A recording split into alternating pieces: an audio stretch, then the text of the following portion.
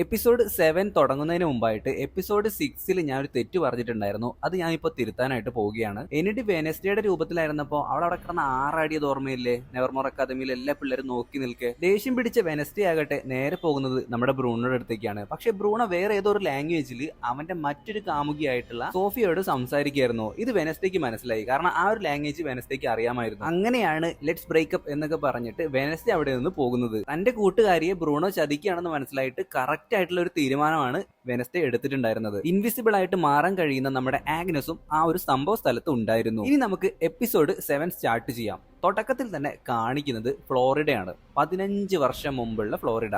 ദേ ഇതാരാണെന്ന് ഞാൻ പറയണ്ടല്ലോ, നമ്മുടെ പ്രിൻസിപ്പൽ ഡോട്ട്. അർണോൾഡ് എന്ന് പറയുന്ന ഒരു ആക്ടർ ഇവിടെ ഇപ്പൊ ബാർടെൻഡർ ആയിട്ട് വർക്ക് ചെയ്യുന്നുണ്ട്. ടിക്കി ടെയിൽസ് എന്ന് പറയുന്ന ഒരു ബാറാണിത്. അർണോൾഡിന്റെ പുറകില് ആ നീന്തി തുടിക്കുന്നത് മറ്റാരുമല്ല, ബിയാങ്കയുടെ അമ്മയായിട്ടുള്ള ഗബ്രിയല ആണ്. അന്നത്തെ കാലത്ത് ഈ ഒരു സ്റ്റേജ് പ്രോഗ്രാമും മറ്റൊക്കെയാണ് ഉണ്ടായിരുന്നത്. ഇപ്പൊ ഈ ആക്ടർ ആയിട്ടുള്ള അർണോൾഡ് അന്ന് പ്ലേ ചെയ്തിരുന്ന ഒരു ക്യാരക്ടറാണ് ഗിഡിയൻ എന്ന് പറയുന്നത്. കഴിഞ്ഞ എപ്പിസോഡുകൾ കണ്ടവർക്കറിയാം, ബിയാങ്കയുടെ അമ്മയായിട്ടുള്ള ഗബ്രിയല, പിന്നെ ഈ ഗിഡിയൻ എന്ന് പറയുന്ന ആള്, ഇവര് രണ്ടുപേരെയും പോലീസ് അന്വേഷിച്ചുകൊണ്ടിരിക്കുകയാണ്. ഇവര് നടത്തി വന്നിരുന്ന കൾട്ട് പരിപാടിയായിട്ടുള്ള മോർണിംഗ് സോങ്ങിന്റെ യഥാർത്ഥ കാരണക്കാരൻ അല്ലാന്നുണ്ടെങ്കിൽ ഉടമ നമ്മുടെ പ്രിൻസിപ്പൽ ഡോട്ടാണ്. ഇപ്പൊ ഈ ഒരു ബാർടെൻഡർ ആയിട്ടുള്ള അർണോൾഡിനെ കാണാൻ വന്നിരിക്കുന്നത് മറ്റൊന്നിനുമല്ല, അയാൾ ഒരു വലിയ ആക്ടറാണ്. അപ്പൊ അയാളെ മുൻനിർത്തിക്കൊണ്ട് ഈ ഒരു പരിപാടി വിജയിപ്പിക്കാനാണ് നമ്മുടെ പ്രിൻസിപ്പൽ ഡോട്ടിന്റെ ഉദ്ദേശം. വർഷങ്ങൾക്ക് ശേഷം എല്ലാം തകിടം മറിഞ്ഞു. ഗിഡിയനെ ഇപ്പോ അറസ്റ്റ് ചെയ്യാനായിട്ട് പോവാന്നുള്ള വാർത്തകളൊക്കെ നമ്മുടെ പ്രിൻസിപ്പൽ ഡോട്ട് മനസ്സിലാക്കുന്നു.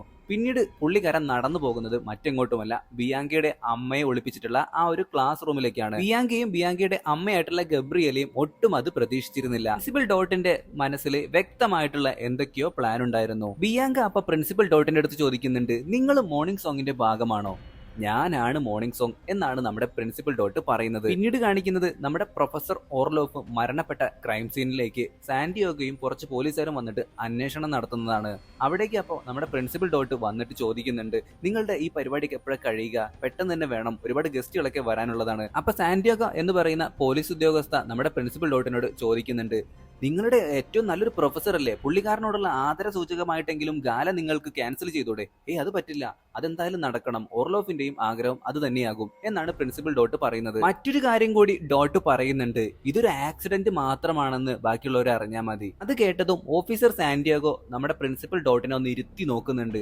അപ്പൊ ഡോട്ട് പറയുന്നുണ്ട്, അല്ല നിങ്ങളുടെ പോലീസുകാർക്കൊന്നും ഇത്രയും കൊലപാതകങ്ങൾ നടന്നിട്ടും അതിന് പിന്നിലുള്ളവരൊന്നും പിടിക്കാൻ പറ്റിയില്ലല്ലോ, ഇതും കൂടി പുറം ലോകം അറിഞ്ഞാൽ നിങ്ങൾക്ക് തന്നെയല്ലേ മോശത്തരം. പിന്നീട് കാണിക്കുന്നത് നമ്മുടെ വെനസ്ഡേയും എനിഡിനെയുമാണ്. അങ്ങോട്ടേക്ക് ആഗ്നസും അപ്പോൾ വരുന്നുണ്ട്. എനിഡിന്റെ വിചാരം ഇപ്പോഴും അവളെ കൊല്ലാനായിട്ട് ടൈലറും അവരൊക്കെ വരുമെന്നാണ്. പക്ഷെ വെനസ്ഡേ അങ്ങനെ സത്യം തുറന്നു പറഞ്ഞു, എന്തായാലും നീ ഇനി മരിക്കില്ല. അതോടുകൂടി എനിഡിന് ഭയങ്കര സന്തോഷമാവുന്നുണ്ട്. മരിക്കുന്നത് ഒരു ആഡമായിരിക്കും എന്ന് വെനസ്ഡേ പറഞ്ഞതോടുകൂടി എനിഡിന് വീണ്ടും ടെൻഷൻ വരുന്നു. അപ്പോഴേക്കും നമ്മുടെ ആഗ്നസ് നെവർമോർ അക്കാദമിയിൽ നിന്ന് മോഷ്ടിച്ചിട്ടുണ്ടായിരുന്ന ആ ഒരു ഐസക് നൈറ്റിന്റെ ഫയൽ ഇപ്പൊ നമ്മുടെ വെനസ്ഡേക്ക് കൈമാറുന്നു. വെനസ്ഡേ നേരെ പോകുന്നത് വീട്ടിലേക്കാണ്. എന്നിട്ട് കാര്യങ്ങളൊക്കെ തുറന്നു പറഞ്ഞു. നിങ്ങളുടെ ഇളയ മകൻ വളർത്തിയിരുന്ന ആ സ്ലർപ്പ് സോംബി ഉണ്ടല്ലോ, അത് ഐസക് നൈറ്റ് എന്ന് പറയുന്ന ആളാണ്. എന്നിട്ട് ആ ഒരു ഫയൽ അവർക്ക് നേരെ കാണിച്ചു കൊടുക്കുന്നു. വെനസ്ഡേ അപ്പോൾ അച്ഛനോട് ചോദിക്കുകയാണ്, അച്ഛന്റെ റൂംമേറ്റ് ആയിരുന്നോ ഐസക്?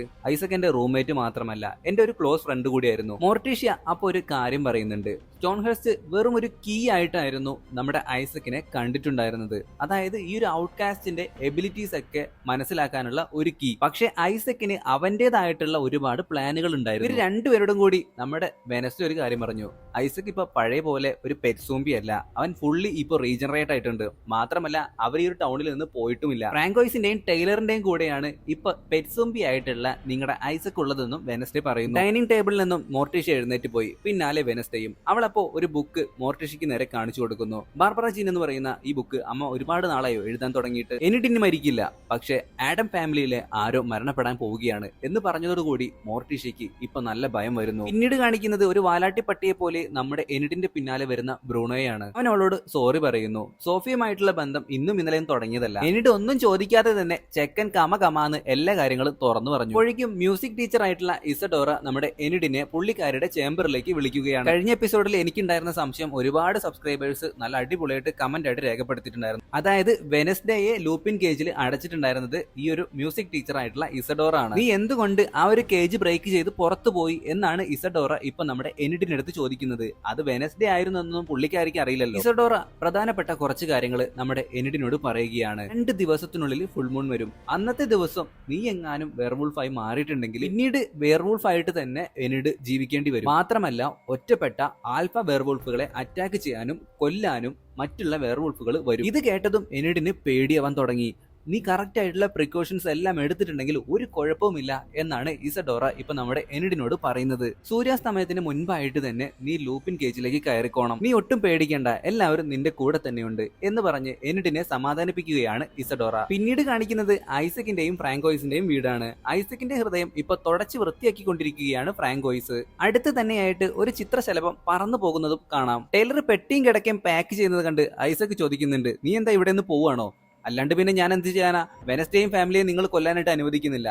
ഇല്ല മോനെ, നീ തിടുക്കം കൂട്ടാതെ. വെനസ്ഡേയുടെ ഫാമിലിക്ക് കൊടുക്കാനുള്ള പണി നിന്റെ അങ്കിൾ ആയിട്ടുള്ള ഐസക്ക് കറക്റ്റ് ആയിട്ട് ചെയ്തോളും എന്നാണ് ഇപ്പോ അമ്മയായിട്ടുള്ള ഫ്രാങ്കോയിസ് പറയുന്നത്. ടൈലറും ഐസക്കും വാക്ക് തർക്കത്തിൽ ഏർപ്പെടുന്ന സമയത്ത് നമ്മുടെ ഫ്രാങ്കോയിസ് ആണെന്നുണ്ടെങ്കിൽ ഇപ്പൊ രക്തം ഛർദ്ദിക്കുന്നുണ്ട്. അവരുടെ മരുന്നൊക്കെ തീർന്നിട്ടുണ്ടായിരുന്നു. 3 പേരും കൂടി വീണ്ടും ടൗണിലേക്ക് മരുന്നൊക്കെ എടുക്കാനായിട്ട് പോവുകയാണ്. ഈ സമയത്താണ് നമ്മുടെ വെനസ്ഡേയും തിങ്ങും കൂടി ഇവരുടെ വീട്ടിലേക്ക് വരുന്നത്. സ്പിരിച്വൽ ഗൈഡായിട്ടുള്ള ലരീസ വിംസും ഇവരുടെ കൂടെ തന്നെയുണ്ട്. തിങ് അപ്പോഴേക്കും പുറകുവശത്ത് പരിശോധിക്കാനായിട്ട് ഇപ്പോൾ പുറത്തേക്ക് പോകുന്നു. വെനസ്ഡേ അപ്പോൾ ലരീസ വിംസിനോട് ഒരു കാര്യം പറയുന്നു, നിങ്ങൾക്ക് എന്നെ സഹായിക്കാനായിട്ട് ഉദ്ദേശമില്ലെങ്കിൽ ഇവിടെ നിന്നും പെട്ടെന്ന് പൊയ്ക്കൊള്ളുക. അപ്പോഴേക്കും നമ്മുടെ മിടുക്കനായിട്ടുള്ള തിങ് ആ ഒരു പട്ടിക്കൂടിന് അടിയിലായിട്ടുണ്ടായിരുന്ന അറ കണ്ടുപിടിച്ചിട്ടുണ്ടായിരുന്നു. വെനസ്ഡേയും കൊണ്ട് തിങ് അങ്ങോട്ടേക്ക് പോയി. മുൻകരുതലായിട്ട് വെനസ്ഡേയുടെ കയ്യിൽ ഷോക്ക് അടിപ്പിക്കുന്ന ഒരു എക്യുപ്മെന്റ് കൂടി ഉണ്ടായിരുന്നു. അവിടെ മൊത്തം പരിശോധിക്കുന്നതിനിടയിൽ ഈ ഫ്രാങ്കോയിസ് ഉപയോഗിക്കുന്ന ആ ഒരു പിൽസിന്റെ ബോട്ടിൽ അവൾ കണ്ടെടുക്കുന്നു. അതിൽ ഒരു ഗുളിക പോലും ഉണ്ടായിരുന്നില്ല. അതെടുക്കാനായിട്ടായിരിക്കും എന്തായാലും അവർ ഇവിടെ നിന്ന് പുറത്തേക്ക് പോയിട്ടുള്ളതെന്ന് അവൾ മനസ്സിലാക്കുന്നു. മാത്രമല്ല തറയിൽ കിടന്നിരുന്ന ഒരു കർച്ചീഫില്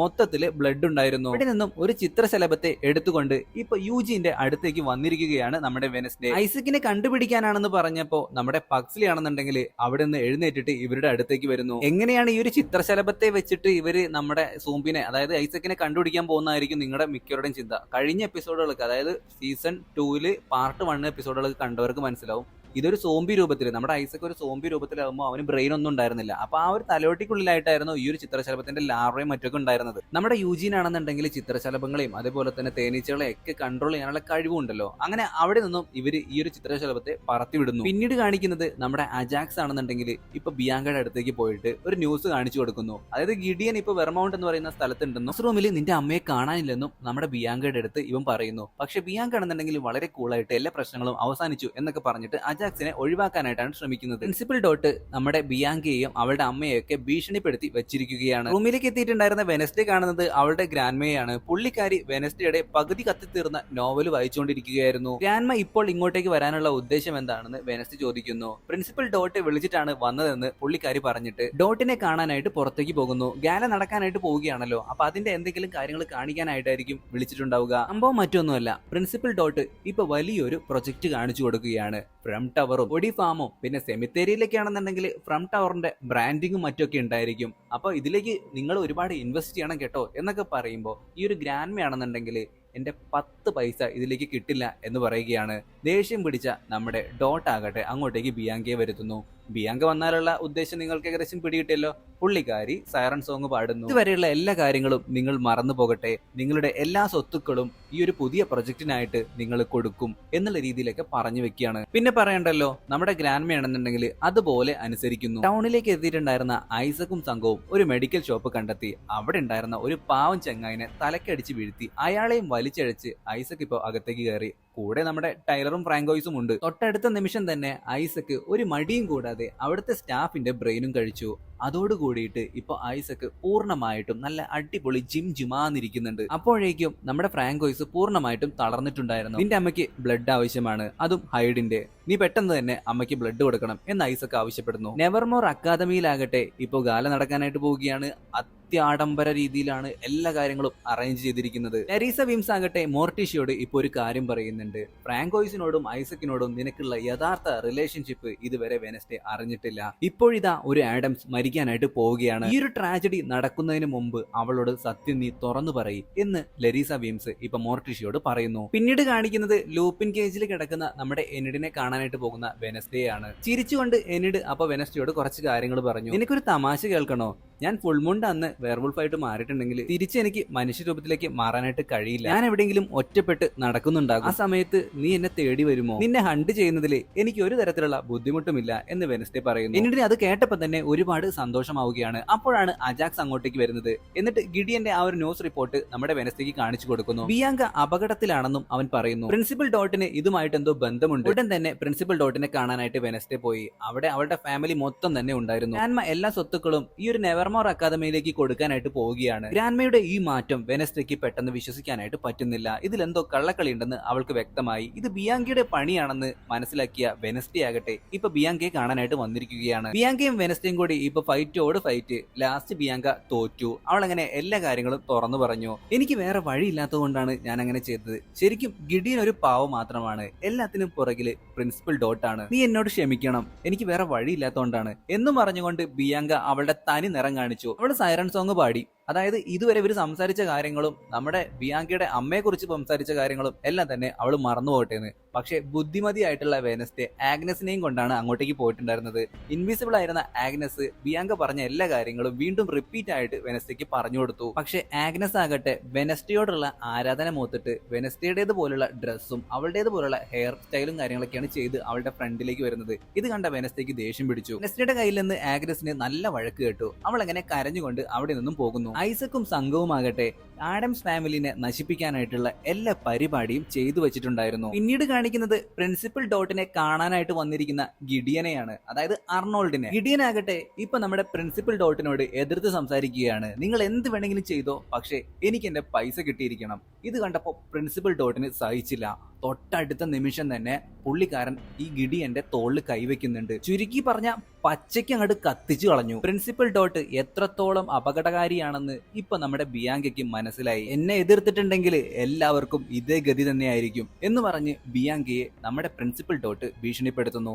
ഇവിടെയാണെന്നുണ്ടെങ്കിൽ ഇപ്പൊ പരിപാടികൾ കൊഴുക്കാണ്. എല്ലാവരും പലതരത്തിലുള്ള കോസ്റ്റ്യൂംസ് ഒക്കെ ധരിച്ച് അങ്ങോട്ടേക്ക് വരുന്നു. ബ്രിട്ടീഷ് പുള്ളിക്കാരുടെ പുതിയ കോസ്റ്റ്യൂംസ് ഒക്കെ ഇട്ട് വലിയ ഗെറ്റപ്പിൽ വന്നുകൊണ്ടിരിക്കുകയാണ്. പക്ഷെ അപ്പോഴേക്കും നമ്മുടെ ഗ്രാൻമയാണെന്നുണ്ടെങ്കിൽ ഇപ്പൊ ഒരു വഞ്ചിയില്, അതും നമ്മുടെ പ്രിൻസിപ്പൽ ഡോട്ടിന്റെ അകമ്പടിയോട് കൂടി വരികയാണ്. എല്ലാവരും ഗ്രാൻമയെ മാത്രമാണ് നോക്കുന്നത്. ഇത് കണ്ടതും മകളായിട്ടുള്ള മോർട്ടീഷ്യക്ക് നല്ല അസൂയ വരുന്നുണ്ട്. വെനസ്ഡേയും ഒരു അടിപൊളി കോസ്റ്റ്യൂമാണ് ധരിച്ചിരിക്കുന്നത്. പുള്ളിക്കാരി പിന്നെ ബ്ലാക്ക് വിട്ട് ഒരു കളിയില്ലല്ലോ. ദൂരെ മാറി നിന്ന് ലരീസ വിംസും ഇപ്പൊ ഒരു കോസ്റ്റ്യൂം ധരിച്ച് വെനസ്ഡേ നോക്കുന്നുണ്ട്. അതിനിടയിൽ വെനസ്ഡേ നേരെ ചെന്നിട്ട് ബിയാങ്കയോട് ചോദിക്കുന്നുണ്ട്, പ്രിൻസിപ്പൽ ഡോട്ട് നിന്റെ അമ്മയെ എവിടെയാണ് ഒളിപ്പിച്ചിരിക്കുന്നതെന്ന്. ഇത് കേട്ടതും ബിയാങ്ക ഞെട്ടിപ്പോയി. ഇവളുടെ അടുത്ത് ഞാൻ സൈറൺ സോങ് പ്രയോഗിച്ചിരുന്നാണെന്നല്ലോ, പിന്നെയും എങ്ങനെ ഇവൾക്ക് ഇത് ഓർമ്മ വന്നു? എന്നെ വിശ്വസിക്കണം, വിശ്വസിച്ചേ തീരൂ എന്ന് വെനസ്ഡേ പറഞ്ഞതോട് കൂടിയിട്ട് പ്രിൻസിപ്പൽ ഡോട്ടിന്റെ അപ്പാർട്ട്മെന്റിലാണ് ബിയാങ്കയുടെ അമ്മയെ ഒളിപ്പിച്ചിരിക്കുന്നതെന്ന് അവൾ പറഞ്ഞു. പിന്നീട് കാണിക്കുന്നത് എനിഡിനെ വീണ്ടും ട്യൂൺ ചെയ്യാനായിട്ട് നോക്കുന്ന നമ്മുടെ ബ്രൂണോയാണ്. അമിതമായിട്ടുള്ള ട്യൂണിങ്ങിന്റെ ഫലമായിട്ട് ഇവന്റെ യഥാർത്ഥ കാമുകയായിട്ടുള്ള സോഫിയ അങ്ങോട്ടേക്ക് വന്നു. അതൊട്ടും തന്നെ ബ്രൂണോ പ്രതീക്ഷിച്ചില്ല. എനിഡാകട്ടെ എനിക്കിപ്പോ സ്വന്തമായിട്ടുള്ള ഒരു വഴിയുണ്ട് എന്നും പറഞ്ഞുകൊണ്ട് പ്രൊഫസർ ഓർലോഫ് നടത്തി വന്നിരുന്ന ആ ഒരു മീറ്റിംഗിന്റെ കസേരയിൽ പോയിരിക്കുകയാണ്. അപ്പോഴാണ് അങ്ങോട്ടേക്ക് നമ്മുടെ ആഗ്നസും വരുന്നത്. രണ്ടുപേരും അങ്ങോട്ടും ഇങ്ങോട്ടും പരസ്പരം എല്ലാ കാര്യങ്ങളും തുറന്നു പറഞ്ഞു. നീ തന്നെ ആയിട്ടിരിക്കുക എന്നാണ് ഇപ്പോ ആഗ്നസിനോട് എനിഡ് പറയുന്നത്. ഞാൻ നിന്റെ കൂടെ പരിപാടിയിൽ ഡാൻസ് കളിച്ചോട്ടെ എന്ന് ആഗ്നസ് ഇപ്പോ നമ്മുടെ എനിഡിനോട് ചോദിക്കുന്നുണ്ട്. അതിന് നിനക്ക് എന്റെ കൊറിയോഗ്രാഫിയും കാര്യങ്ങളൊന്നും അറിയില്ലല്ലോ. അപ്പൊ വിളിച്ചിരിക്കുന്നുണ്ട്.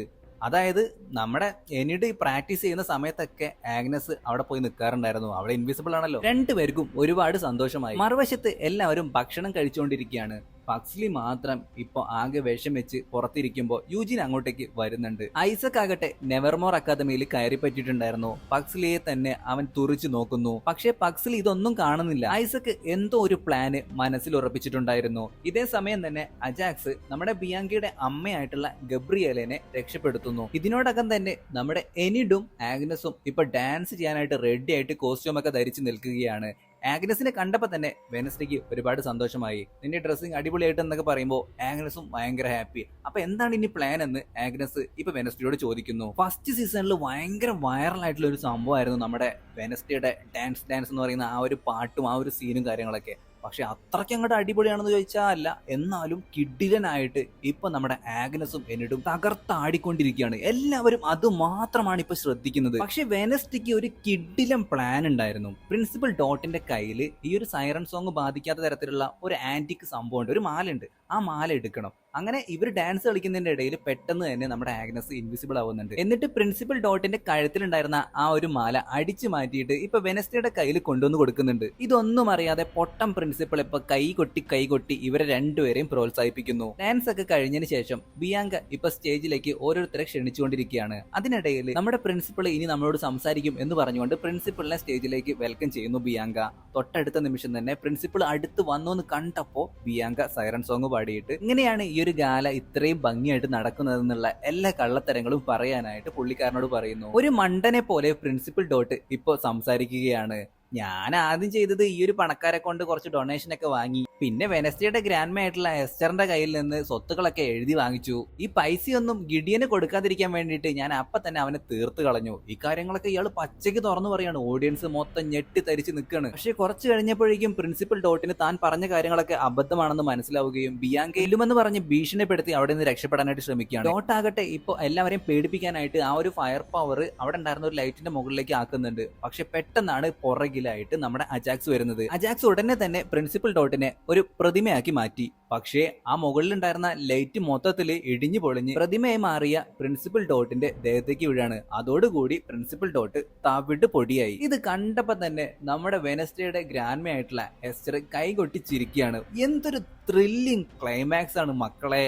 ബിയാങ്ക അജാക്സിനോട് നന്ദി പറയുന്നു. വെനസ്ഡേ അപ്പോ ഗ്രാൻഡ്മയോട് ഒരു കാര്യം പറയുന്നുണ്ട്. എന്റെ അച്ഛന്റെ പേരിൽ നിങ്ങൾ നെവർമോർ അക്കാദമിയിൽ ചെറിയ ഡൊണേഷൻ ഒക്കെ നടത്തിക്കൊള്ളൂ. പക്ഷെ അപ്പോഴാണ് മറ്റൊരു കാര്യം കൂടി സംഭവിച്ചത്. ലാരീസ വീംസ് ആണെന്നുണ്ടെങ്കിൽ അങ്ങ് അകലെ നിന്ന് നമ്മുടെ വെനസ്ഡേ തന്നെ തുറിച്ച് ദേഷ്യത്തോടെ നോക്കുന്നുണ്ട്. അവൾക്ക് കാര്യം പിടികിട്ടി. പക്സ്ലിയെ കാണാനില്ല. എല്ലാവരും പക്സ്ലിയെ ഇപ്പൊ തെരഞ്ഞുകൊണ്ടിരിക്കുകയാണ്. പക്ഷെ പക്സ്ലി ആകട്ടെ ഇപ്പൊ മറ്റൊരു സ്ഥലത്ത് ആ ഒരു പൂമ്പാറ്റനൊക്കെ കളിപ്പിച്ചുകൊണ്ടിരിക്കുകയാണ്. അങ്ങോട്ടേക്ക് നമ്മുടെ ഐസക്ക് കടന്നു വരുന്നുണ്ട്. ഹലോ ഓൾഡ് ഫ്രണ്ട് എന്നൊക്കെ പറഞ്ഞിട്ട്. എന്നിട്ട് അവന്റെ ബോധം കെടുത്തിയിട്ട് ഐസക്ക് അവിടെ നിന്നും കൊണ്ടുപോകുന്നു. വെനസ്ഡേയും യൂജീനും അങ്ങോട്ടേക്ക് ഓടി എത്തുമ്പോഴേക്കും ഐസക്ക് പക്സ്ലിയെയും കൊണ്ട് കടന്നു കളഞ്ഞിട്ടുണ്ടായിരുന്നു. ഇനി ഒരു ഒറ്റ എപ്പിസോഡും കൂടി ഉള്ളൂ. ഇത് മക്കളെ സീസൺ 2 കൊണ്ടൊന്നും അവസാനിക്കില്ല. 3 ഉണ്ടാവും, 4 ഉണ്ടാവും, ചിലപ്പോൾ 5 വരെ ഉണ്ടാവും. അമ്മാതിരിയാണ് ഈ കഥയുടെ പോക്ക് എന്ന് പറയുന്നത്. ലാസ്റ്റത്തെ എപ്പിസോഡ് ഞാൻ ഇതുവരെ കണ്ടിട്ടില്ല കേട്ടോ. ഇനി നാളെ ഇതേപോലെ ഇതേ സമയത്ത് ഒരു 1 മണി അല്ലെങ്കിൽ 12 മണി ആ ഒരു ടൈം ആകുമ്പോഴത്തേക്ക് ഞാൻ ഇടാം. ഇന്നിപ്പോ ഓണായതുകൊണ്ട് ഇനി കൂടുതൽ ചെയ്യാനൊന്നും പറ്റില്ല. ഇപ്പൊ തന്നെ ഞാൻ ഡബ് ചെയ്തിട്ട് ഇപ്പൊ ഏകദേശം 11 മണിയായിട്ടുണ്ട്. ഇന്ന് 11 മണിക്കാണ് ഞാനിപ്പോൾ ഇത് ഡബ് ചെയ്ത് തീർക്കണത്. ഇത് കഴിഞ്ഞിട്ട് വേണം എനിക്കും ഓണാഘോഷത്തിലൊക്കെ പങ്കെടുക്കാനായിട്ട്. വീഡിയോ ഇഷ്ടപ്പെടുന്ന ഹൈപ്പ് ചെയ്യാനും ആദ്യമായിട്ടാണ് കൂട്ടുകാർ നമ്മുടെ ഈ ഒരു കൊച്ചു ചാനൽ കാണുന്നതെങ്കിൽ ഇപ്പൊ തന്നെ സബ്സ്ക്രൈബ് ചെയ്യാനും മറക്കരുത്. പുതിയ വീഡിയോ ആയിട്ട് നമുക്ക് വീണ്ടും കാണാം. അതുവരെ എല്ലാവരും നല്ല ഹാപ്പി ആയിട്ടിരിക്കാം. ഹാപ്പി ഓണം എല്ലാവർക്കും. ഓണം മാത്രമല്ല, ഇന്ന് നബിദിനം കൂടിയാണ്. നബിദിന ആശംസകൾ കൂടി എല്ലാവർക്കും നേരുന്നു. എനിക്കും കിട്ടിയിട്ടുണ്ടായിരുന്നു 4-5 മിഠായിട്ടാ. അപ്പൊ ശരി, ടാറ്റ ബൈ ബൈ.